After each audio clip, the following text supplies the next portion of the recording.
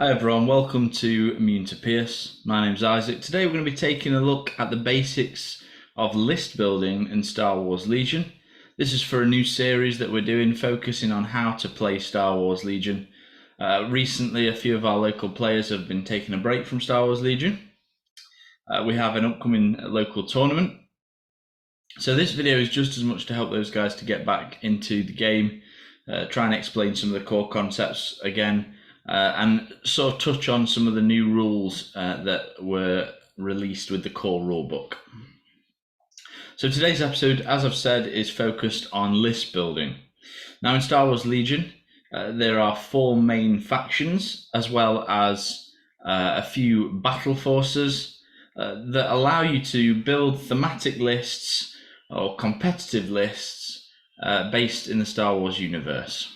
So the 4 main factions in the game are the Rebel Alliance, the Empire, the Galactic Republic, and the Separatist Alliance.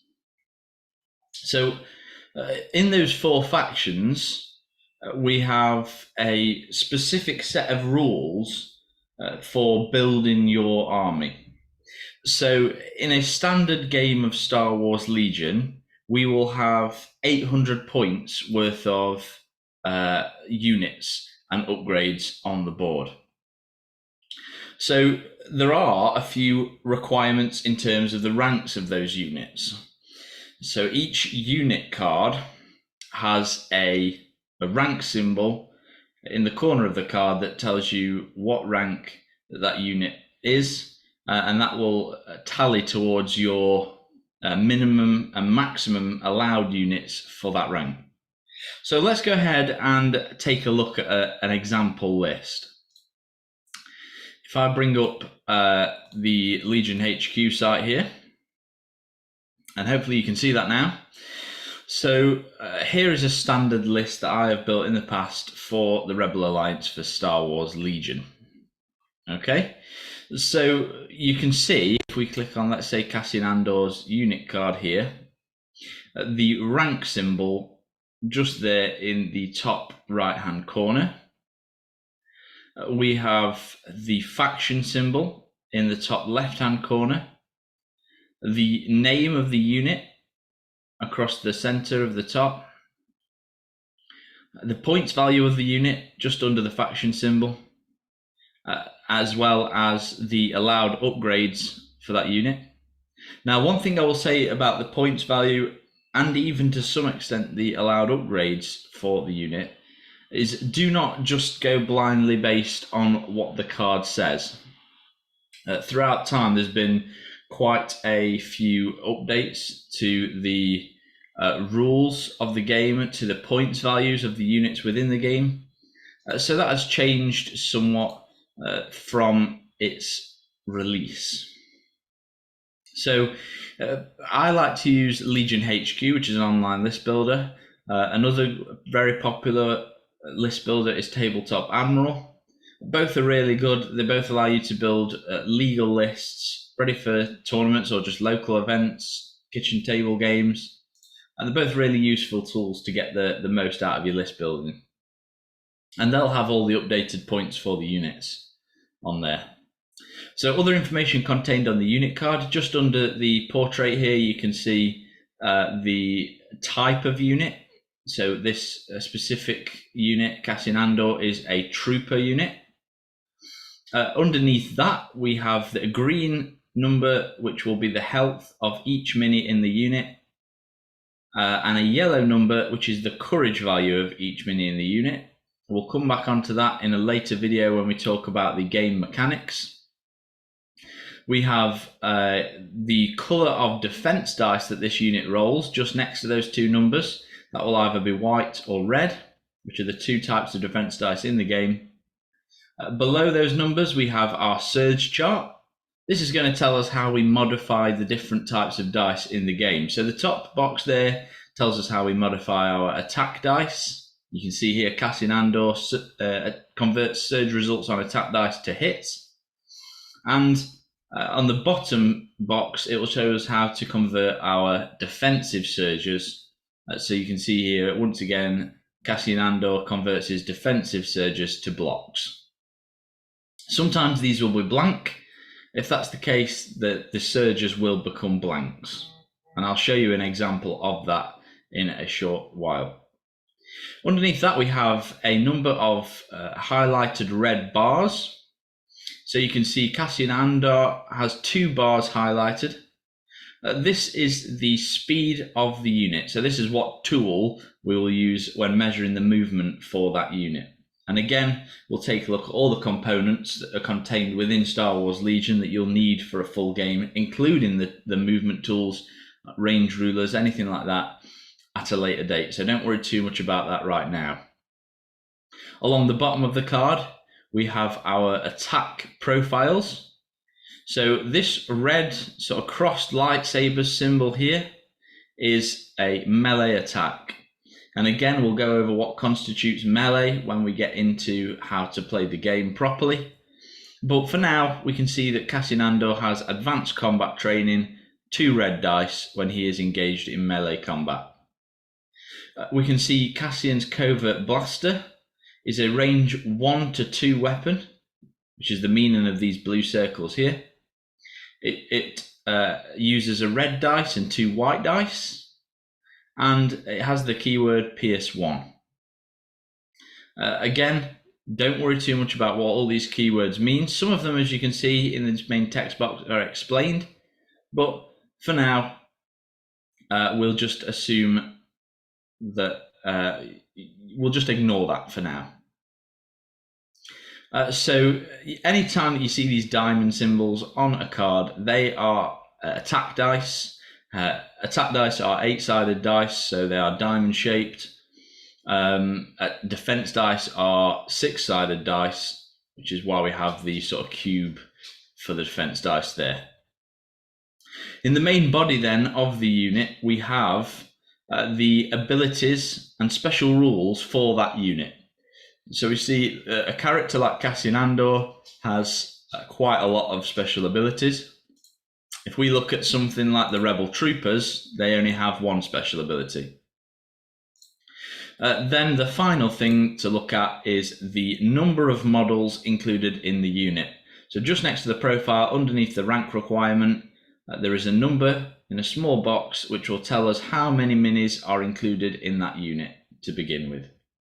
So Cassian Andor as a unit contains 1 model.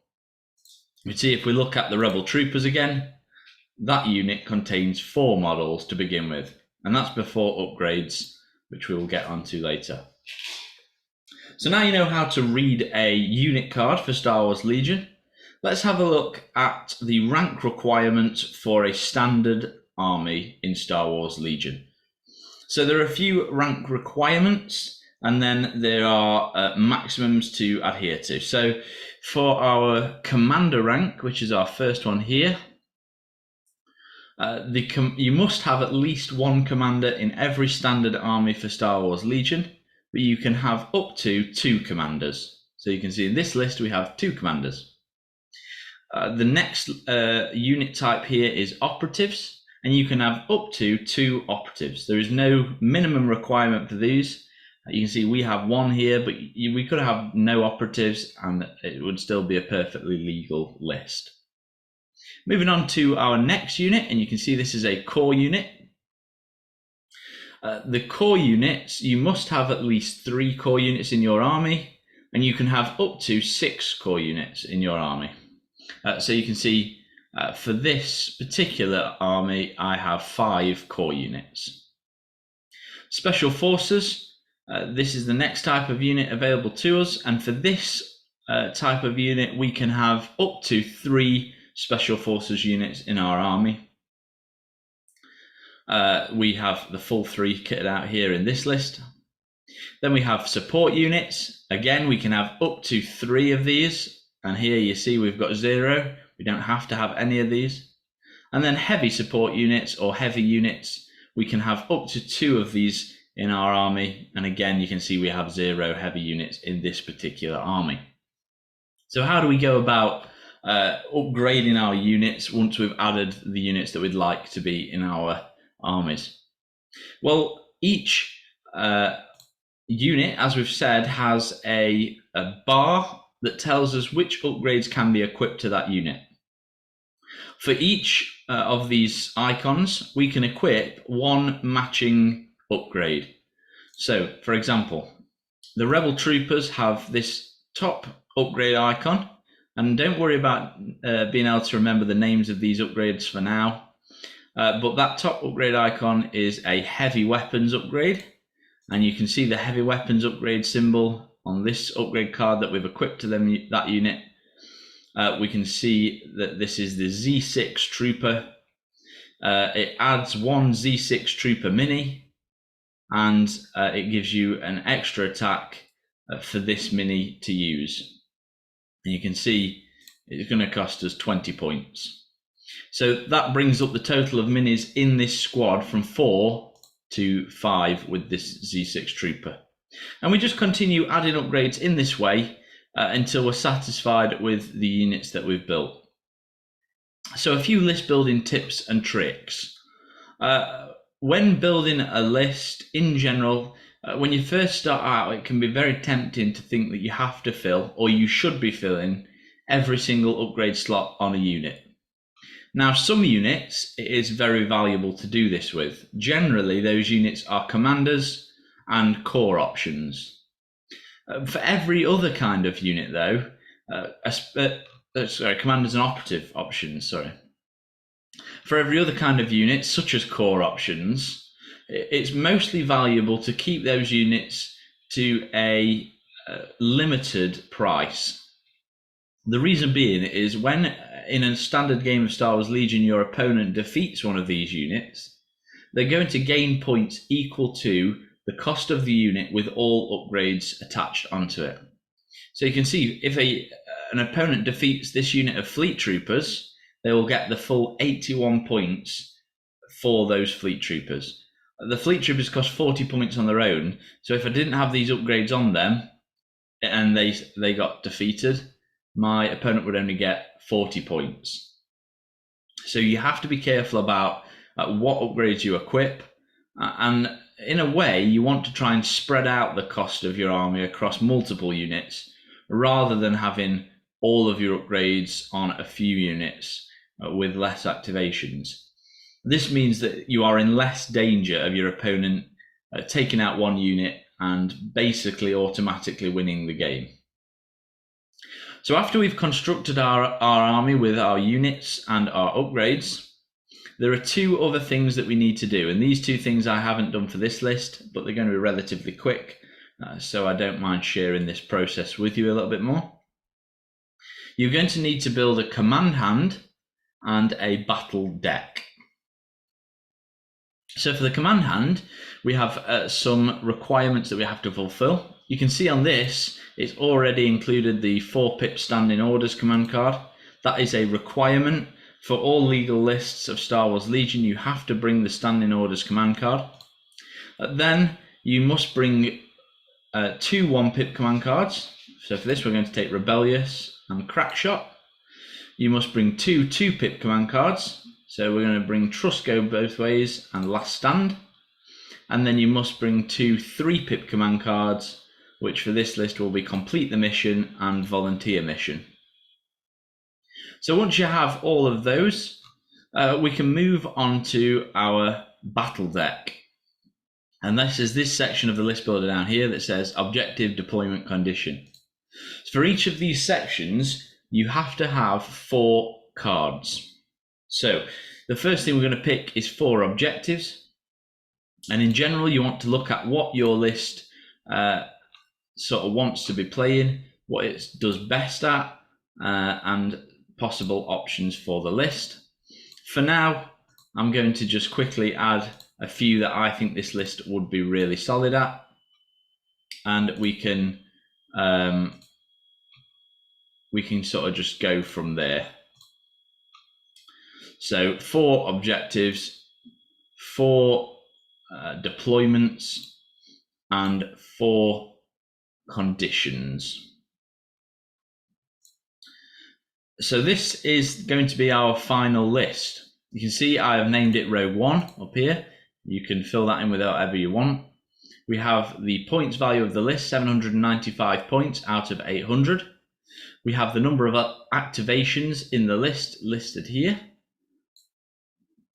And then we can see the full breakdown of the list here on the left. So I'm going to save this list, and to save a list in Legion HQ, you do need to log on to the site. It's free to register, so don't worry about having to pay to save lists. That's not an issue, but you do have to register an account on Legion HQ to save lists too. Okay, so there are a few options down here that we can also look at. We can print off our list here. We can export to TTS if we're playing a TTS game. And we can export text and image if we want to maybe share the list with somebody. It'll give them a full view of the list. And we've got a few other options there as well. So that is the basics of list building. Brilliant. So I hope you've enjoyed that little look at list building. It's a bit of a complicated process, and there are some rules that we haven't covered in this, just because those rules apply to what are called battle forces. So let's just talk a little bit about battle forces without going too in depth, because battle forces will take up a future segment of this series. So battle forces are sub-factions, if you will, within Star Wars Legion that are supposed to represent thematic lists within the universe. The ones available to us at the minute are the Shadow Collective, which is the sort of scum and villainy mercenaries led by Darth Maul, Gar Saxon and the Pikes and Black Sun. We have Bright Tree Village, which is the rebels from Endor along with the Ewoks. We have Echo Base Defenders, which is again the rebels. It's the Hoth Echo Base force that you see in episode 5 defending the Echo Base. We have Blizzard Force, which is the other half of that battle. So that's the Imperials' attack on Echo Base, led by Darth Vader or General Veers. And then we have, for the Empire as well, the Imperial Remnants, which is Moff Gideon's post-Empire sort of a mixed mash of all the different units within the Empire come together after the Empire's destruction to sort of try and maintain that control over the galaxy. So you'll see Moff Gideon, you'll be able to do some strange mixing up of the core units. You'll be able to take what normally are classed as special forces units in your core slot. So it's a very bizarre battle force with some interesting restrictions. We have, for the Separatist Alliance, the Separatist Invasion Force. That is basically your Battle of Naboo style army, although with a few additions. But it's basically as many B1s as you can fit onto the table with an AAT or some other heavy vehicle leading them. And more of a sort of force by numbers. It allows you to take more than the normal allowed core units, which the B1 battle droids already have more minis in their units than any other faction at the minute. So they are able to take a massive amount of minis on the table with that battle force. And it puts some interesting restrictions on the rest of your list building. And then finally, the 501st Battle Force, which is going to be the Republic's battle force at the minute. It's going to be Anakin Skywalker's Clone Legion and Captain Rex in there as well. And it's going to allow you to take more than the usual amount of special forces. It's going to limit you in terms of what type of core units you can bring and what type of special forces units you can bring. But it's going to give you some really nice powerful effects in the command cards. So with all these lists, all these battle forces, they allow you to take things that you normally wouldn't be able to take in a standard game, or build your list in a way that you normally wouldn't be able to in a standard game. But then they restrict you in some other way to try and balance that out. So we'll take a look at an example of a Shadow Collective battle force in a later video. That is the sort of only battle force that is almost a full faction on its own.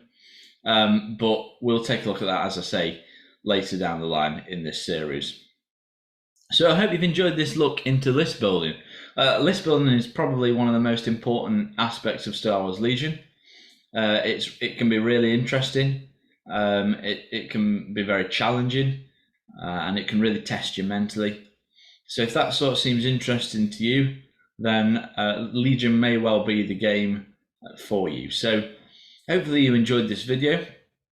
Stay tuned, because the next video in this series is going to be walking you through the components you'll need to play a Star Wars Legion game, as well as how to assemble your army on the actual tabletop, how to deploy maybe is going to be covered later in this series, how to place objectives, how to measure, everything like that. Any sort of basic concept of the game is going to be included in this series.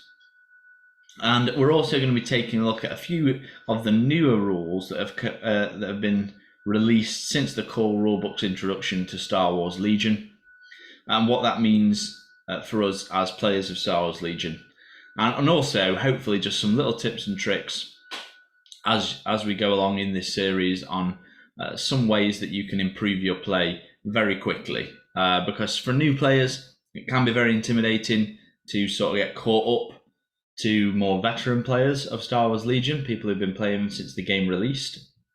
So it's important to sort of have that them tips and tricks on how to improve very quickly, so that you can start trying to at least be competitive with your opponents, rather than feeling like you're always on the back foot. So I hope you enjoyed this video. Once again, my name is Isaac. Thank you for watching Immune to Pierce, and we'll see you on the next one.